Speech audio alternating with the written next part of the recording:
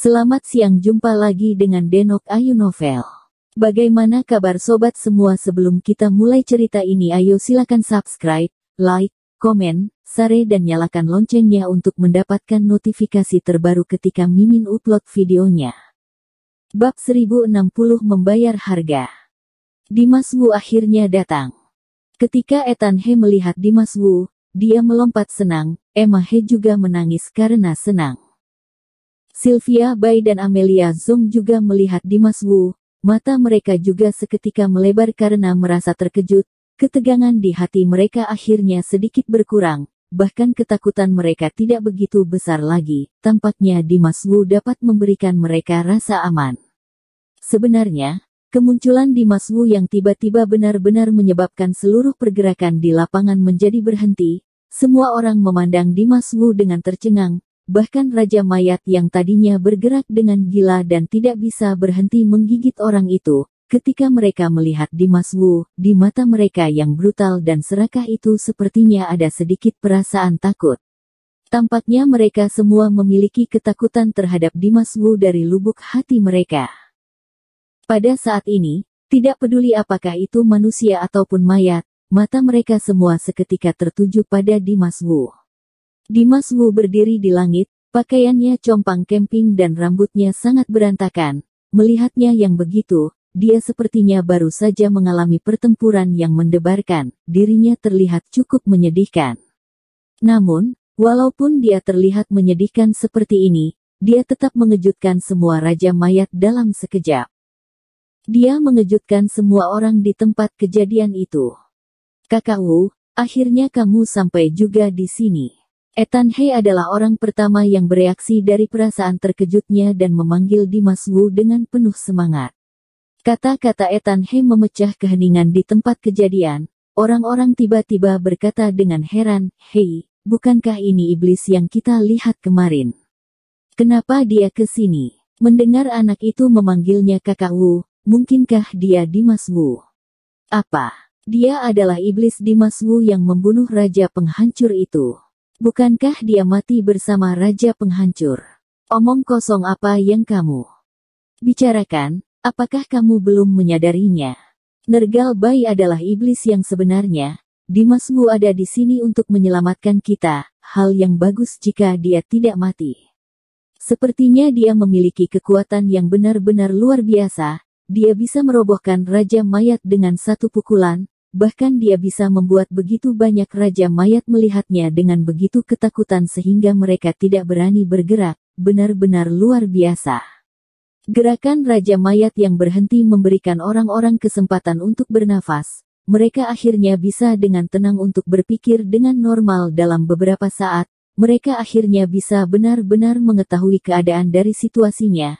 Nergal Bai dan pemurni mayat adalah orang yang membahayakan rakyat. Dimas Wu sebaliknya, dia adalah harapan semua orang, penyelamat bagi semua orang. Berdiri di atas panggung, Nergal Bai yang telah menyusun rencananya, menyipitkan matanya pada saat ini dengan ekspresi terkejut. Dia menatap Dimas Wu. Setelah mengamati Dimas Wu dengan cermat, tidak dapat dipungkiri Nergal Bai berkata dengan nada dingin, "Kamu masih bisa keluar hidup-hidup." Tentu saja Nergal Bai tahu bahwa Dimas Wu telah memasuki menara langit, tapi dia tidak menyangka Dimas Wu masih bisa keluar dari menara langit dengan hidup-hidup. Menurut rencana awal dia dan pemurni mayat, Dimas Wu seharusnya menjadi boneka kaisar mayat sekarang. Dimas Wu memandang Nergal Bai dengan ekspresi wajah dingin dan berkata dengan penuh penekanan di setiap kayanya, "Jika belum keluar, bagaimana aku bisa berjalan menuju langit?" Nada suara Dimas Wu sangat berat dan matanya terlihat kesal. Dia menambahkan sedikit aura misteri yang tidak terduga ke tubuhnya. Mendengar kata-kata Dimas Wu, Nergal Bai mendengus dengan meremehkan. Dia berkata dengan nada menghina, "Berjalan ke langit. Kamu saja tidak bisa melindungi dirimu sendiri, tapi masih ingin berjalan ke langit. Ini sangat konyol." Pandangan mata Dimas Wu menjadi dingin. Dia dengan tegas berkata, "Yang konyol adalah kamu." Ketika kata-kata itu selesai diucapkan, Dimas Wu berhenti berbicara. Dia langsung menghadap belahan bumi berwarna-warni di bawah dan melambaikan tangannya. Duar.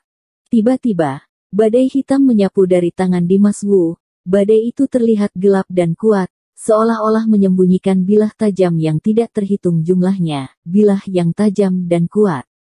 Badai yang dahsyat membawa kekuatan untuk menghancurkan segalanya, tidak terhentikan dan menghantam belahan bumi berwarna-warni itu. Krek krek krek. Badai hitam itu menghantamnya tiba-tiba dan bertabrakan dengan belahan bumi berwarna-warni itu. Belahan besar berwarna-warni itu segera diledakkannya dengan keras. Pada saat yang sama ia mengeluarkan suara tajam terkena potongan, seolah-olah ia akan meledak kapan sap.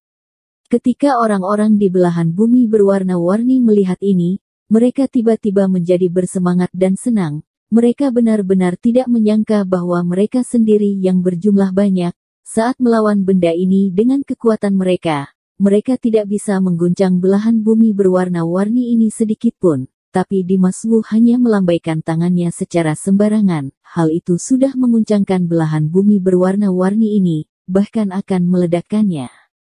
Yang lebih mengejutkan lagi adalah sejak kemunculan Dimas Wu, Raja Mayat yang kejam dan haus akan darah itu, satu persatu berdiri dengan tidak bergerak di tempat yang sama, seolah-olah titik akupuntur mereka terkunci. Bahkan sekarang Dimas Wu menyerang belahan bumi berwarna-warni itu, para Raja Mayat masih terpana dan tidak bergerak. Mereka dikejutkan oleh serangan besar itu, pandangan mata mereka masih penuh dengan ketakutan yang besar.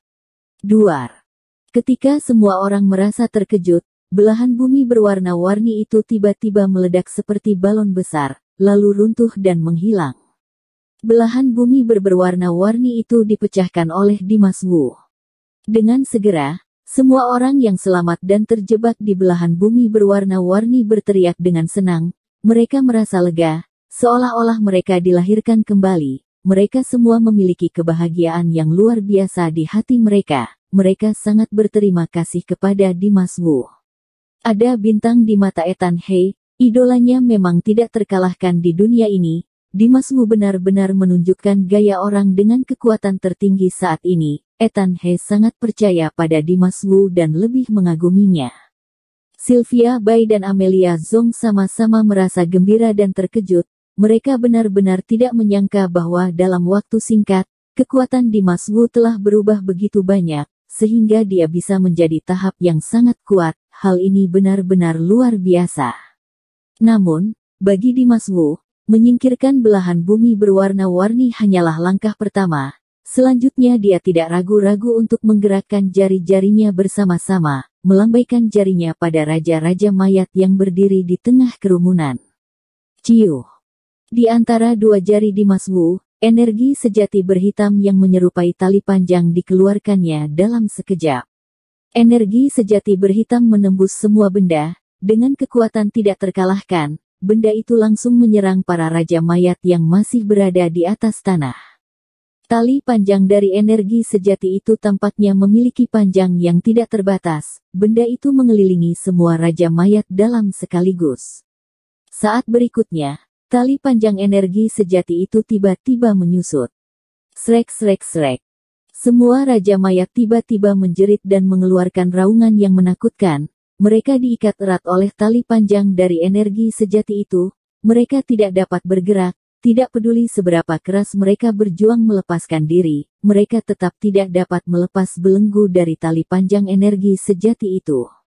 Bagi orang-orang itu, Raja Mayat yang terlihat seperti dewa kematian, tapi sekarang mereka telah ditahan oleh Dimas Wu dalam sekaligus. Adegan ini luar biasa, membuat semua orang terkejut dan bahkan lebih bersemangat lagi. Mereka tidak hanya lolos dari malapetaka itu, tapi mereka juga bisa melihat Raja Mayat diikat. Ini benar-benar menyenangkan. Nergal Bai juga merasa kaget, adegan di depannya benar-benar di luar dugaannya. Dia menatap Dimas Wu dengan kaget dan dengan bingung berkata, "Apa yang terjadi padamu di Menara Langit?" Meskipun Nergal Bai tidak pernah bertarung melawan Dimas Wu, tapi dia sangat mengetahui kekuatan Dimas Wu. Lagi pula, dia sangat mengetahui kekuatan Raja Penghancur. Dimas Wu telah menghabiskan segalanya. Hanya saja dia dengan bersikeras bisa mengalahkan Raja Penghancur. Nergal Bai tidak peduli dengan kekuatan seperti itu. dia juga sangat yakin bahwa dengan kekuatan Dimas Wu, dia pasti bahwa pria itu tidak akan dapat memecahkan belahan bumi warna-warni yang telah dia ciptakan dengan cermat untuk waktu yang lama itu. Apalagi raja-raja Mayatem, seharusnya mereka tidak dapat ditangani dengan mudah oleh Dimas Wu. Namun, tapi fakta saat ini sangat bertentangan dengan harapannya. Hal ini membuat Nergal Bai tidak dapat mempercayainya. Dimas Wu menatap Nergal Bai dengan tatapan hampa, berkata dengan nada dingin, "Jika kamu ingin tahu, kamu dapat bertanya kepada pemurni mayat itu." Mendengar perkataan Dimas Wu, rasa penasaran di hati Nergal Bai menjadi semakin besar, pandangan matanya menjadi tajam dan dia berkata dengan nada tajam, "Karena kamu telah bertemu dengan pemurni mayat itu, bagaimana bisa kamu keluar dengan mudah?" Saat pertama kali melihat Dimas Wu muncul di sini, Nergal Bai masih bertanya-tanya apakah Dimas Wu sama sekali tidak bertemu dengan pemurni mayat. Namun kini, Nergal Bai semakin bingung ketika mendengar Dimas Wu berbicara tentang pemurni mayat itu. Dia dan pemurni mayat telah dengan jelas sepakat bahwa mereka akan memberi umpan pada Dimas Wu dan Dimas Wu akan jatuh ke tangan pemurni mayat. Pemurni mayat tidak akan pernah melepaskan mangsa penting seperti Dimas Wu. Namun saat ini Dimas Wu tidak hanya berhasil lolos dari tangan pemurni mayat, tapi bahkan kekuatannya menjadi lebih kuat. Sebenarnya apa yang terjadi? Nergal Bai merasa bingung. Dimas Wu terlalu malas untuk menjawab kebingungan Nergal Bai. Dia mengabaikan Nergal Bai dan perlahan-lahan mendarat di atas tanah. Kemudian, dia mendatangi Sylvia Bai, Ethan He dan yang lainnya, kemudian bertanya, "Apakah kalian baik-baik saja?" Sylvia Bai menggelengkan kepalanya dan berkata dengan serius, "Tidak apa-apa, tapi untungnya kamu datang tepat waktu dan menyelamatkan hidupku." Melihat kedatangan Dimas Wu, Ethan He langsung bertanya, "Kakak Wu, kenapa kamu datang begitu lama? Ngomong-ngomong, bagaimana dengan orang yang berangkat denganmu? Kenapa dia tidak datang?" Dimas Wu tampak serius dan berkata dengan suara berat, "Ceritanya panjang." Nergal Bai melihat Dimas Wu benar-benar mengabaikan dirinya. Dia langsung menjadi marah, matanya menjadi merah menatap Dimas Wu. Kemudian dia berkata dengan nada tajam, "Dimas Wu, jangan berpikir bahwa kamu bisa keluar dari menara langit maka kamu akan baik-baik saja. Jangan lupa, ini adalah tempat milikku." Dimas Wu sedikit mengangkat alisnya dan berkata dengan nada dingin, "Lalu kenapa?"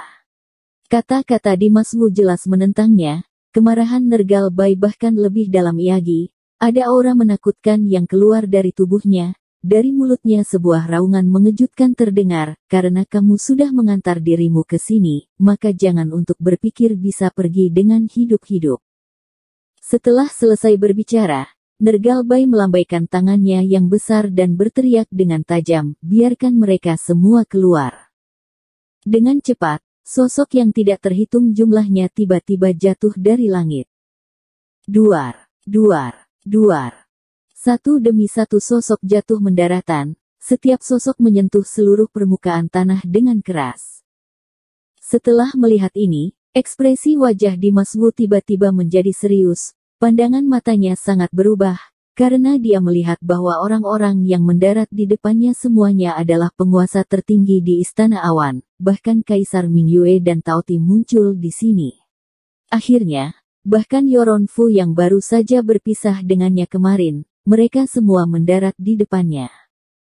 Dimas Wu awalnya berpikir tentang kemana Yoron Fu pergi setelah masuk melalui gerbang putih itu, tapi sekarang, Yoron Fu jatuh tepat di depannya. Mata Dimas Wu langsung meletus dengan amarah yang besar. Karena mereka bukan Iyagi manusia yang asli, Yoron Fu, Kaisar Mingyu, dan lainnya, semuanya berubah menjadi raja mayat yang mengerikan. Masing-masing dari mereka seperti binatang buas yang telah menahan lapar selama ribuan tahun. Menatap Dimas Wu dengan sangat rakus, tubuh mereka penuh dengan energi mayat yang dingin dan aura pembunuh haus akan darah yang tidak tertandingi. Nergal Bai. Dimas Wu tidak bisa mengendalikannya lagi, dia langsung meremas tinjunya dan berteriak demikian. Di dalam hatinya, ada niat membunuh yang bahkan lebih tidak terbatas sedang mengaum. Melihat Dimas Wu akhirnya tidak. Iyagi memiliki ekspresi tenang, Di mata Nergal Bai jelas terpancar perasaan bangga. Dia menatap Dimas Wu dan berkata dengan kejam, bukankah kamu sedang mencari mereka sepanjang waktu? Sekarang, aku mengantarkan mereka semua ke depanmu, bukankah seharusnya kamu berterima kasih kepadaku?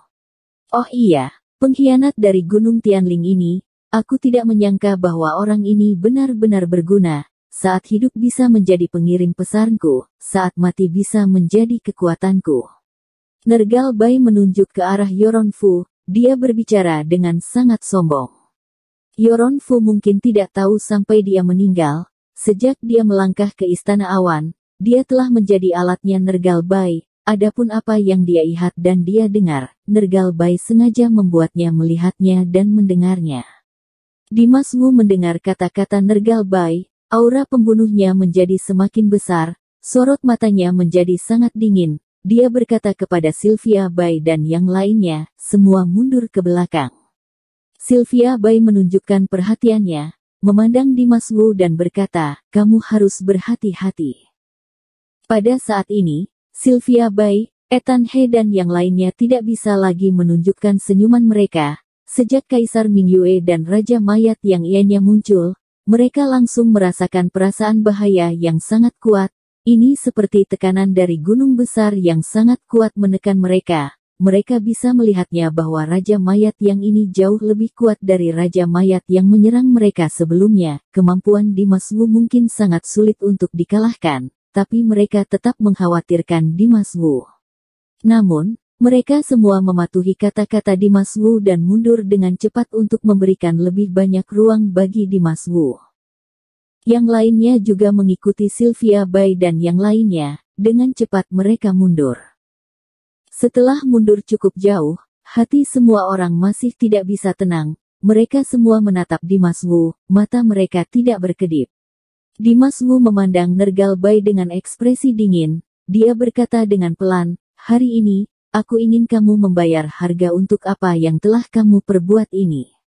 Dia dan Raja Penghancur menjadi musuh satu sama lain, kematian Arisu Gongsun, pengorbanan Kaisar Mingyue, Tao Ti, Yoron Fu dan lainnya, semua ini ada hubungannya dengan Nergal Bai. Hari ini, dia akan meminta balasan dari semua itu. Dia ingin Nergal Bai membayar harganya dengan sangat mahal. Nergal Bai memiliki nada yang tenang, dia berkata dengan tenang, menyuruh aku membayar perbuatanku. Itu tergantung pada kemampuanmu untuk bertahan hidup. Ketika kata-kata itu selesai terucapkan, Nergal Bai langsung memerintahkan, serang. Segera, Kaisar Mingyue dan Raja Mayat lainnya tiba-tiba menyerang dengan niat membunuh yang tidak ada habisnya. Mata mereka juga mengeluarkan aura yang luar biasa. Segera setelah itu, mereka serempak, seperti binatang buas selama 10.000 tahun yang tidak pernah dilepaskan dari kandang terlepas, dengan kebrutalan dan keserakahan haus akan darahnya, mereka menerkam menuju Dimas Wu. Bersambung. Terima kasih kepada kalian yang telah menonton video ini. Jangan lupa tekan tombol subscribe-nya dan nyalakan notifikasinya untuk mendapatkan video-video seru lainnya dari Denok Ayu Novel.